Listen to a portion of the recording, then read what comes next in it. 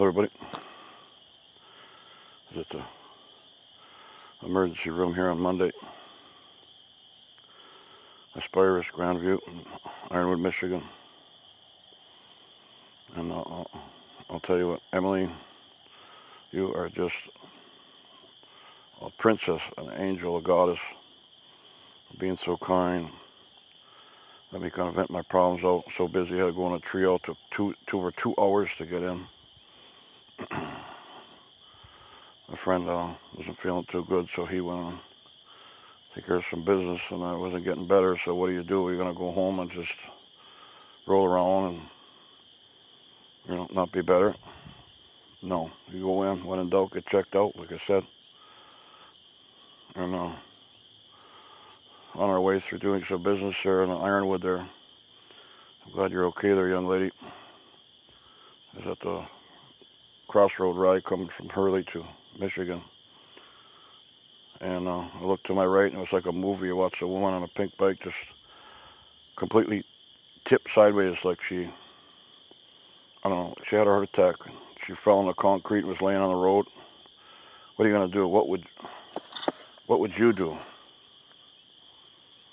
Well, I don't think twice. I was there, and I had to pick her up. She was all coiled up in a bike. She didn't hit her head, but she landed sideways pretty hard.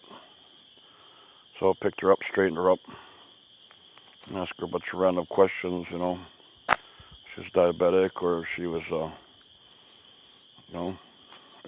heart issues. She's pretty well with it, just skinned her knee up. And I told her, just don't ride the bike, just walk it. And it was funny, she had a debit card in her right hand, so I don't know what that was about, but you can't ride with stuff in your hands. Well, you can, but you know that goes. Sometimes it's mostly not good. So she seemed like she was all right, and what are you gonna do? I said, I'll chain my bike and put it on the car and take her, but she just kind of kept walking, so we kind of monitored her. It's down there by the depot.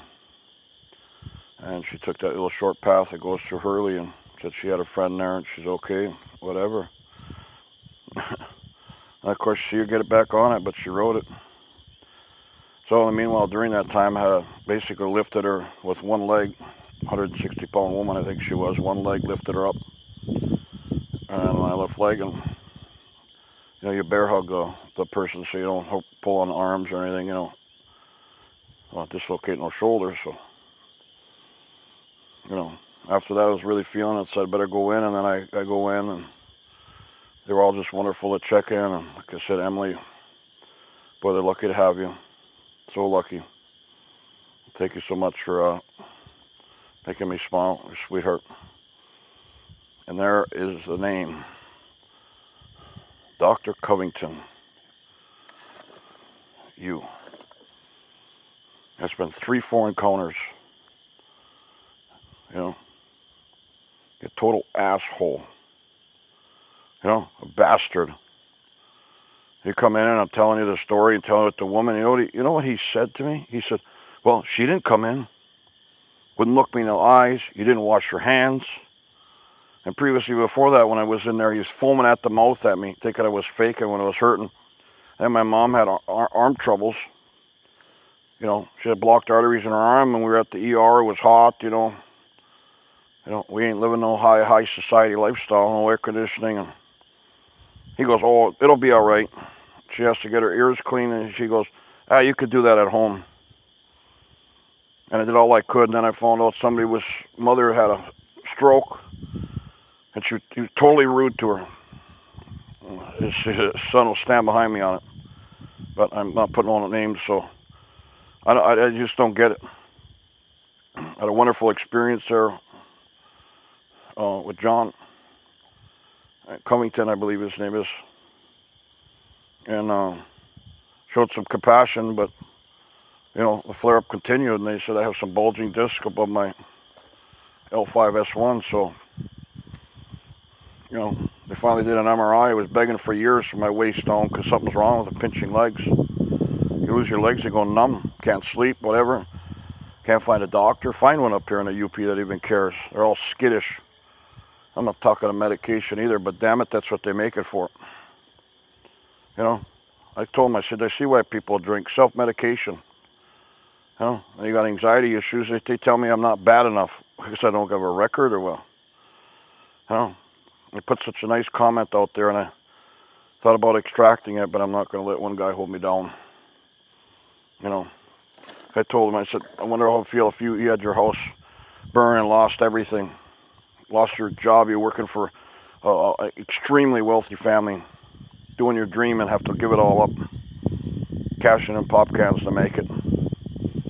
You know, told them, you know, where I was with no car, you know, no clinic. Didn't care at all. Didn't even look at me. Didn't even look like I'm looking at you. Had his head down, put his shoulders up, like, oh well. You know, what the hell is going on there? You know, and I told the guy about some options. He said, absolutely not. He said, well, you got to find a doctor. And I said, well, yeah. And then you know what he said? He just caught himself in a lie there. He said, oh, it's very hard to find a you know, a neurologist, because we're up in such a small area, and I understand it takes time. I said, I can barely make it to the hospital now. Well, I made some phone calls, told some people there, and I hope they get the message, but this guy has to be sit down. And I expect some type of a adjustment here in treatment. I'm going to be coming through again. You know, I'm trying to use kind words, man. But I'm telling you, you're something. Yeah, I don't know where you got your license from, but that Cracker Jack box, man, you weren't even good enough for that one. Oh, yeah, you're gonna hear it. You're hearing it now. So I don't know what's gonna transpire, but I'm definitely gonna vent out, and I'm tired of. I love being nice. You all know that. There comes a time when you gotta unleash the lion, put a cat in the corner and see what happens. Poke it with a stick, huh? Well, you poke the lion. The gorilla came out. I spoke to someone very kindly, told me the whole story, so she knows.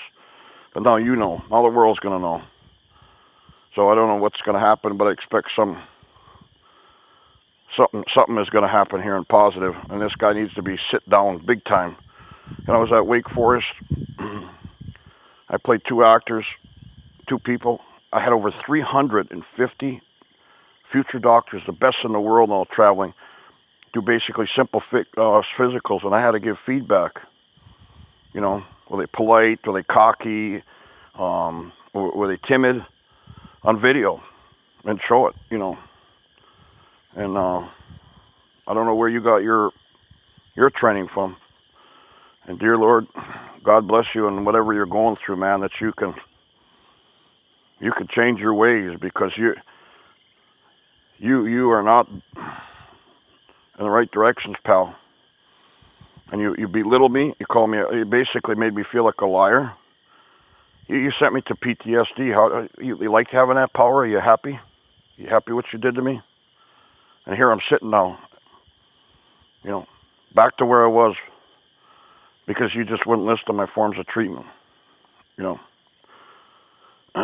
Well, I'm getting that 9-minute mark here, so thanks everybody for listening, but this is bullshit. These clinics, you know. You go in there for help and they think whatever. You know. Trying to get your fucking feet on the ground. How can you when you got your little medical doctors faking you, you know? So I expect something good's gonna come out of this here shortly. So thank you for listening. And you know, the other thing, my blood pressure was 220 when I got discharged. What's the world? You guys make clonidine there for fast-acting blood pressure and keep me under control. And the same thing over there in Lance. You bastards over there let me go at 195 and say you can't do nothing. Well, come on. It costs $100 to get there and back, and I'm worse off when I get home. You know? So, well, thanks for everybody listening and all the positive vibes here. It's onward and upward, but I'll tell you what, you can't keep a good man down. you know, I just had to express myself. So, you know, Aspirus and Ironwood there, expect some action here tomorrow. Thanks for watching.